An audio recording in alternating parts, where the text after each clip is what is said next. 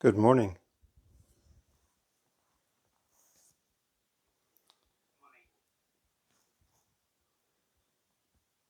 I'm not sure if life is getting simpler or more complicated,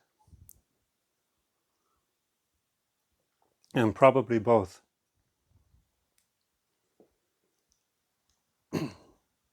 There's a simplicity in the complexity, or a complexity in the simplicity.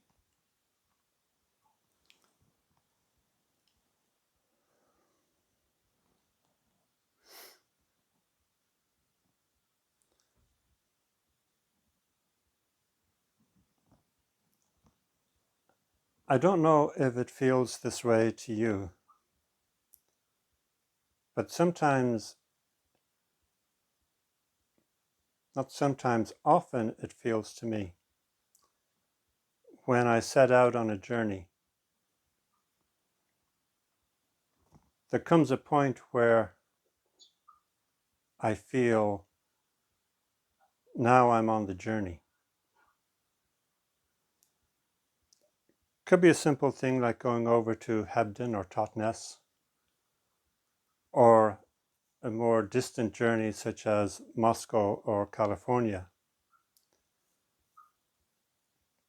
But there is a point, it seems, when you leave your home, it takes either a few minutes or half an hour or a few hours to feel as though now I'm on the journey. To transition from being at home, not so much to where you're going, but to the fact that you are going there. So transitioning into the journey itself. It's as though you have to settle into the transit, the transition.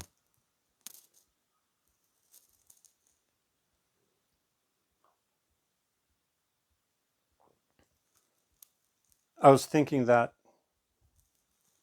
yesterday because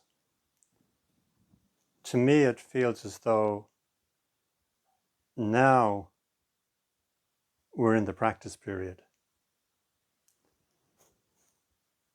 It's as though, yes, this practice period started 2 weeks ago, but there's a certain amount of ground that you have to cover before it feels like you're in the practice period. And to me, it feels as though now we're in the practice period. We're gathering a momentum, developing a fluidity. We're settling into the practice period, which is good. It's as though we have, it feels to me, as though we have arrived in the practice period.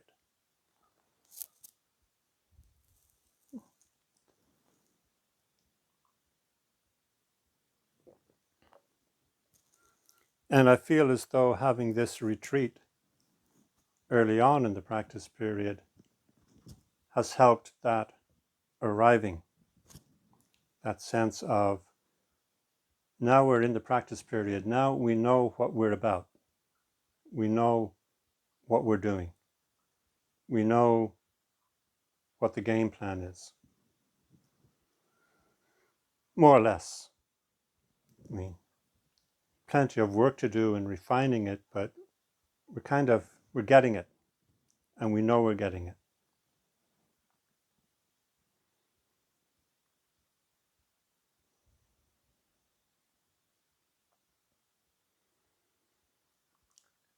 And today, I feel, is a very auspicious day for multiple reasons, and perhaps it's those multiple reasons that make it seem auspicious. If it was just one of those things, it wouldn't quite seem auspicious, but it's the concerting of those things in my mind that makes it seem auspicious. Earlier in the year, we had a summer solstice which coincided with an eclipse. And that was, to me, auspicious because it's so rare. Now today we have a full moon coinciding with Halloween. I'm sure that's reasonably rare.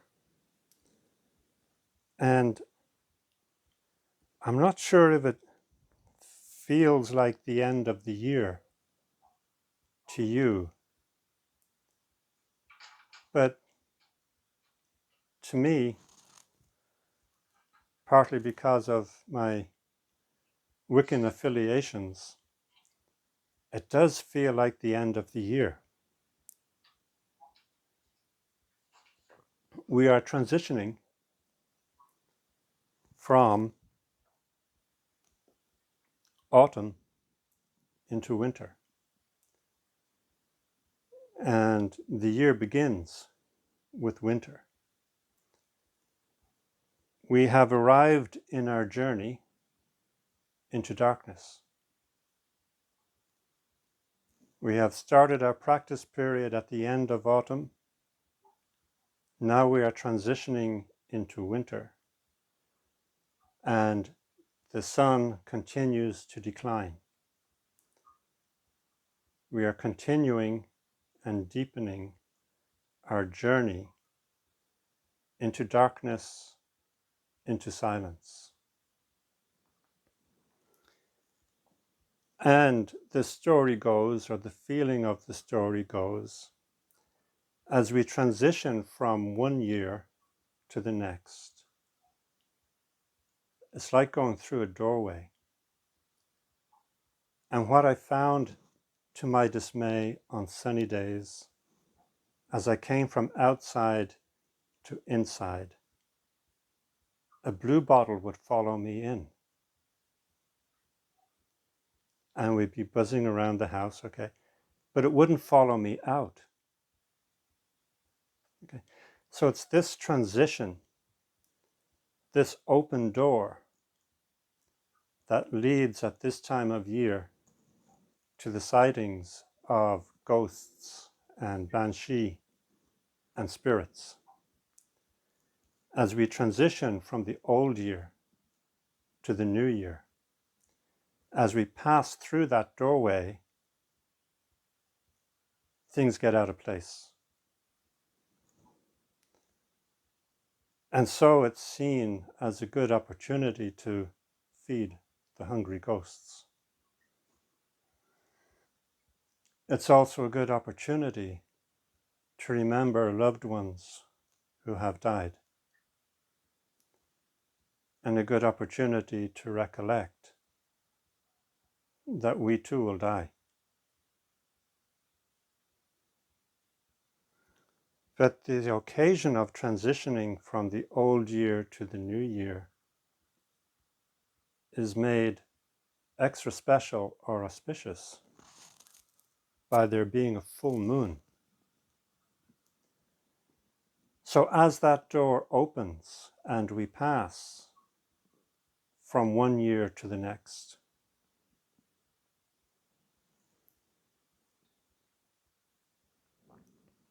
we will also have a bodhisattva ceremony, allowing the virtue of the bodhisattvas to follow us through into the next year.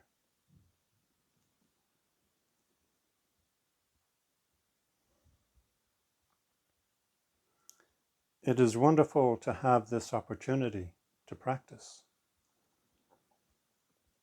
and wonderful to have such wonderful friends to practice with,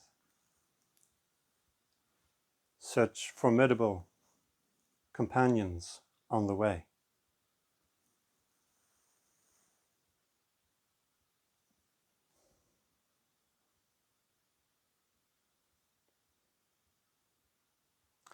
The current full moon is known as the hunter's moon, and we transition from the harvest to the hunt, where our ancestors, not our Roshi ancestors or other ancestors, relied on hunting to survive. And there's a wonderful little story in the Pali Canon where the Buddha was walking along from one place to another place, as they would do in those days. And he saw some youths out hunting. And he asked them, "What are you hunting?" I can't remember what their reply was, whether it was deer or wild fowl. But they answered him, and he said, "Shouldn't you be hunting yourselves? Or shouldn't you be hunting the self?" And then he explained to him what he meant by that, and they became members of the Sangha. Okay, they received ordination. So we're entering into the season of the hunt. And it is a good opportunity to search for the self, to search, to hunt, to observe the self. We can renew our efforts in trying to find, or trying to see, trying to observe the self. Or even simply trying to find the one who is not busy.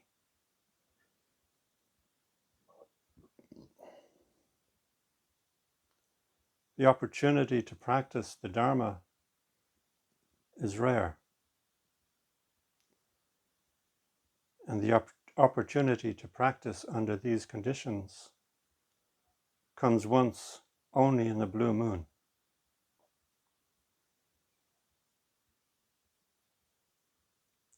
It is an opportunity to search for the one who is not busy.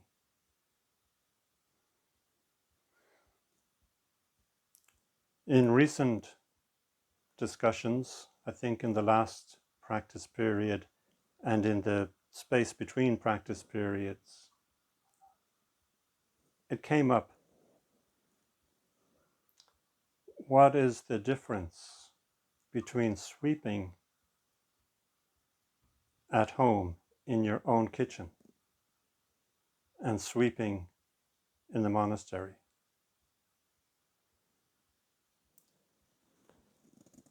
And I may have mentioned one of my favorite Zen stories. I don't know many Zen stories, so in a sense they're all my favorite. Anyway, so one of my favorite Zen stories. Tao Wu was sweeping vigorously, and Yun Yan was passing. And Yun Yan said, "Too busy."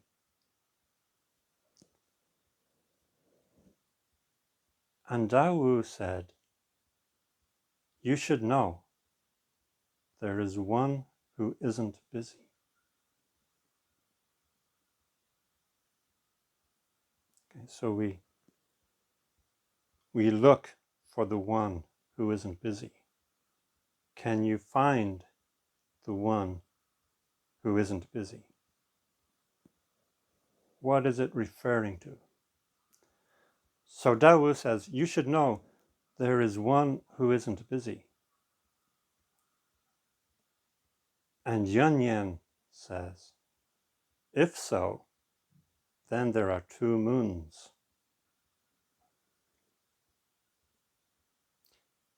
So it turns out that there were actually two moons in October. Our last full moon Bodhisattva precept ceremony was at the beginning of October. But that's not what he's referring to. The moon, the full moon, represents reality. So Yun Yan says, if so, then there are two moons, there are two realities. Dao Wu held up the broom and said, which moon is this? Is the broom the one who is busy or the one who is not busy?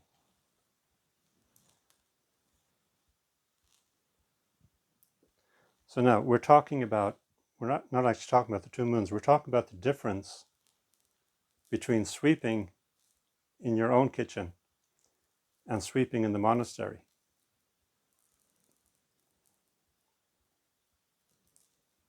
So I thought I would share with you a more personal story because there's a sense that, oh, okay, this was like 1,500 years ago or so. It doesn't happen like that anymore. So I thought I would share a more personal story that happened at Tassajara about 20 years ago. And I have not told this story to anybody yet. And if I have, then I'm really losing my memory.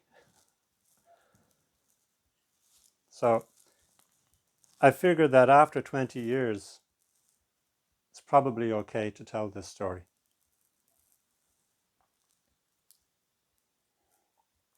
20 years thereabouts. It could have been 99, could have been 2000, could have been 2002.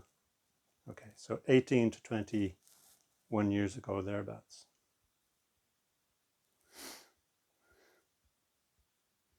There's a number of cabins at Tassajara which are used for guests during the summer. But during practice period, students stay in the cabins. And at this time, I was fortunate enough to have a cabin with a deck.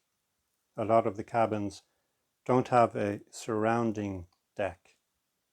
So basically, I had a large cabin on this practice period. And a little bit like today, the winds were wild and blustery, and leaves were being stripped from the trees, and the deck just acts as a kind of gathering place for leaves. So I started to sweep the deck. On the trail near the deck, a monk was passing by. I'd say it was a he, and I won't say his name, but maybe it was a she. I'm just trying to keep it general. A monk was passing by. Now, hopefully I won't let his name slip, but I don't think it would do too much harm if I did. Maybe at some point he will hear this story on the website and recognize it and think, oh, that was me. So this monk had a penchant for reenactment. When you read the old stories, they kind of paint a certain kind of scene. And those scenes would crop up every now and then at Tassajara, because Tassajara is a monastery. And he would try and relive those scenes from the old stories. So there I was, sweeping leaves. And there he is passing by. And he says, "Too busy."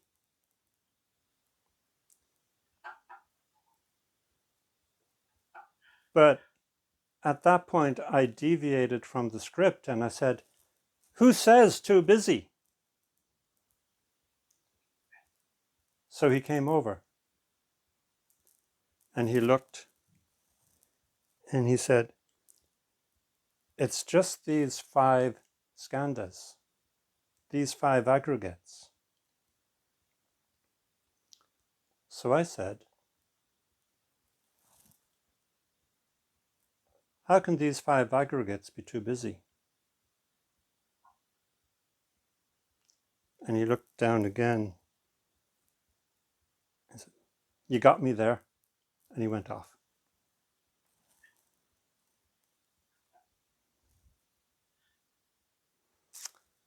So then a few days later, or maybe the next day,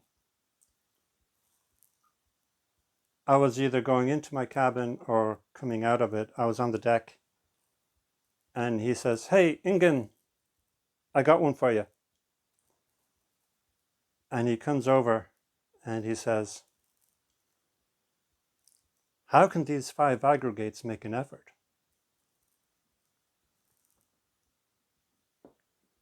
Bah!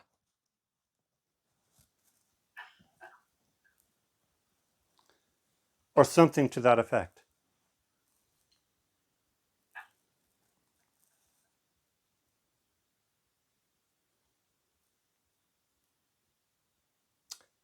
I'm not sure if he said anything or not, but he went away. So this is one of the ways in which sweeping at home can be different than sweeping in the monastery. It's very unlikely that your partner,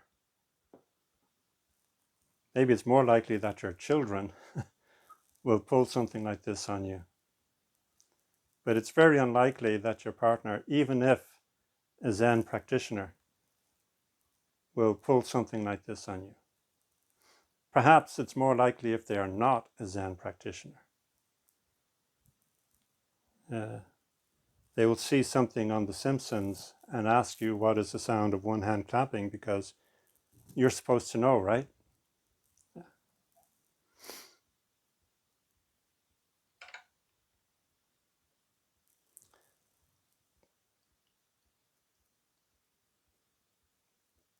But being at home in your own kitchen, when you're practicing, is not without its insights.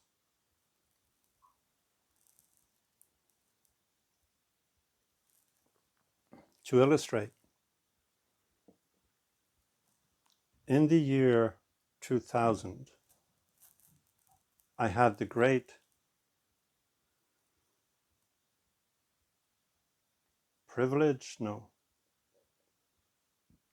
opportunity. I was fortunate. I was traveling with my teacher, Norman Fisher. And we flew from California to Dublin, and he had 2 reasons. One is he wanted to see the Dalai Lama in Belfast. The Dalai Lama was having a conference in Belfast. And then he was flying over to London, I think it was Chithurst. There was a priest Father Lawrence, who was head of the World Community of Christian Meditators. And so there's a place on the outskirts of London, I think it's called Cockfosters. Anybody know? Yeah. So that's where Lawrence's retreat was. His, what's it called, priory. And so I had this friend in Dublin who at that stage was very much an acquaintance, and over the years has become a really good friend, and who was instrumental in me getting this temple, this house. One of a few people who loaned me quite a large sum of money so that I could buy this house on the promise that I would sell my house in Dublin and pay them back. And I think because I kept my word, I saved a lot of people, including myself, an awful lot of aggravation. Not that it ever occurred to me not to keep my word, but if it had occurred to me not to keep my word and do a runner with the money, it would have caused an awful lot of angst in a lot of hearts. Yeah. So, Brendan has become a really good friend, and he loaned me a substantial amount of money to buy this house, and I did repay him. At the time, back in 2000, he was more of an acquaintance, and he had an interest in Zen, and he set up some talks for Norman to give in Dublin. So now Norman had three things. He had the talks in Dublin, the Dalai Lama in Belfast, and Father Lawrence in London. So in one of these talks, it wasn't actually at the talk. While he was in Dublin, he was interviewed by a radio host called Jerry Ryan. Now, it's possible that Jonathan has heard of Jerry Ryan. I'm not sure. But at that time, Jerry Ryan was a very famous or very well-known radio presenter. And Brendan managed to get Norman to be interviewed by Jerry Ryan. And they talked about meditation and what Norman does and so forth. And Jerry Ryan says, well, how about we try some of it? Okay. So Norman said, okay. And he carried with him these bells that some of you have. They're on a string, a disc on each end of the string, and you go ping. So Norman gave a very brief introduction to what to do. And then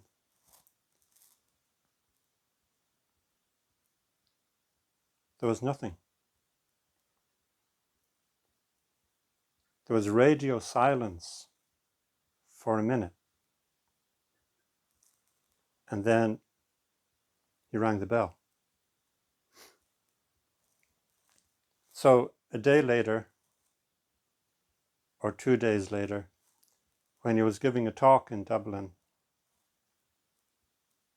a woman came up to him and said, "You were on the radio the other day." Yes.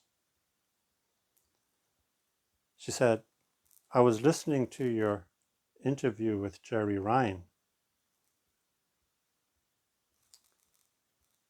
And then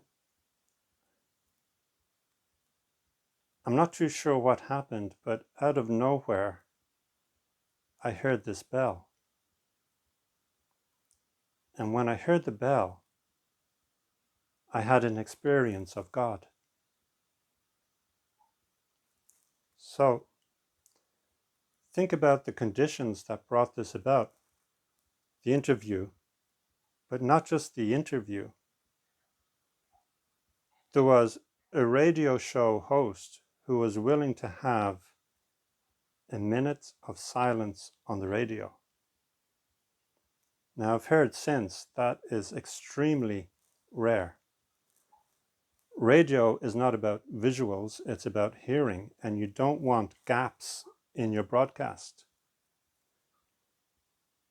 There used to be an ad for Guinness. This 30 seconds of darkness was brought to you by Guinness. Yeah. But there was still something going on the screen or in the sound spectrum. But this, to have a minute of meditation, silence, complete silence on your radio show, that was considered very daring. And only somebody so well established in his career as Jerry Ryan could take that risk, perhaps. But imagine there you are listening to this show, doing your dishes, or chopping vegetables or something. And then it just goes silent.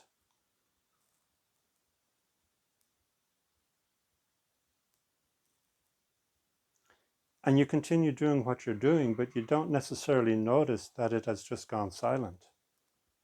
You are just suddenly in silence. And it's a bell that brings you back to where you were. And it's in that coming back to where you were, you see the kitchen or the world in a different way. Perhaps you get a glimpse of the one who is not busy.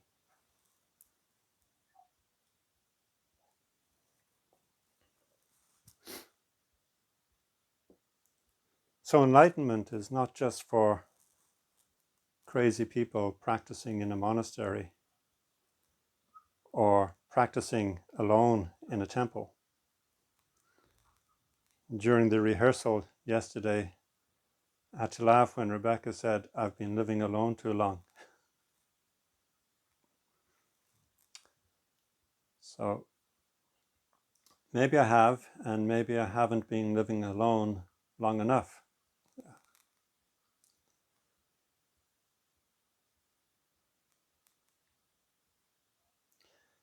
So this is a wonderful and rare opportunity to practice, to search for the self, to refine our coordination, and to meet the challenges imposed on us by the medium.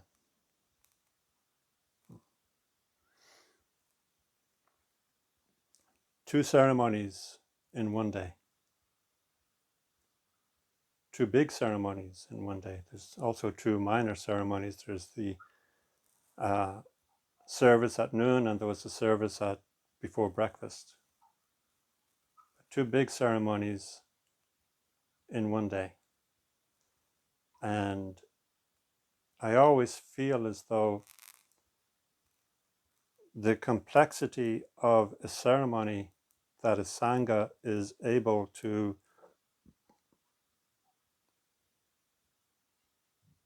execute or do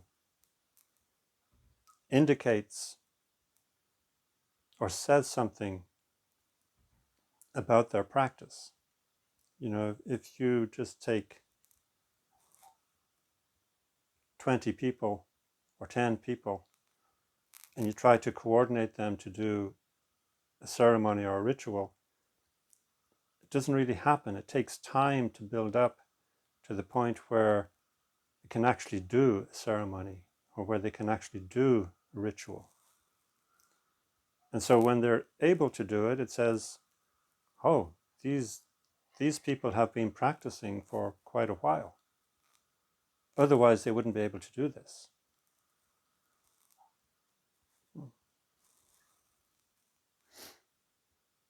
And it's a pleasure to be able to do these ceremonies and these rituals with you, and a challenge to do it over the internet. But it seems to be one that we are rising to. And I'm very grateful for your practice and for this opportunity. Thank you all very much.